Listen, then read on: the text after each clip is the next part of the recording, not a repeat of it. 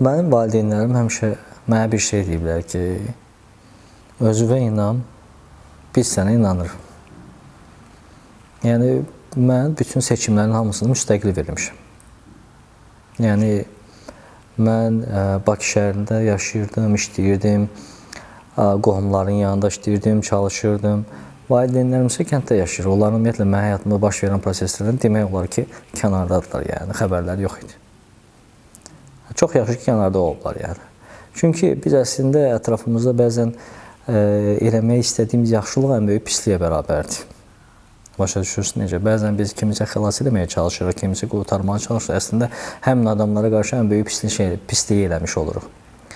Ona görə mən düşünürəm ki, insanın ki 18 yaşa çatdı, yəni mən məsəl üçün hal-hazırda insan gördükcə, təcrübələr qazanır, biz fərqli mədəniyyətlərdən, fərqli sivilizasiyalardan tanış olduqca çox şey görürsən, başa düşürsən.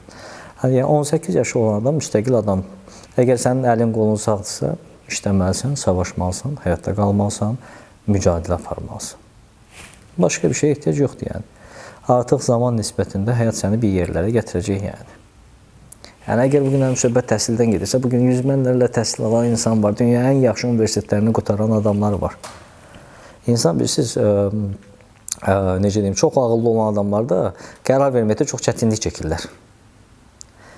Bu işdə birbaşa risk tələb edir, yəni. Risk almayan insan yol ala bilməz, yəni. Risk almalısan, batacaq ürəyi, küzəcəksən, inciyəcəksən ətrafından, işlər yaxşı getməyəcək. Bu, bəzən bir evliliyə bənzəyir, o evlənəndə insanlar bir-birini ancaq tərif edir. Sonra prosesin içində girəndə görürlər ki, tamamilə başqa bir şeydir. Bu sahibkarlıq da belədir, yəni. Və sən sahibkar olanda, ticarətlə məşğul olanda hər şeyi qorumaq məcburiyyətindəsən. Başa düşürsən? Ailəni, dostları, yoldaşları, əməkdaşları, özünü və bir çox şey.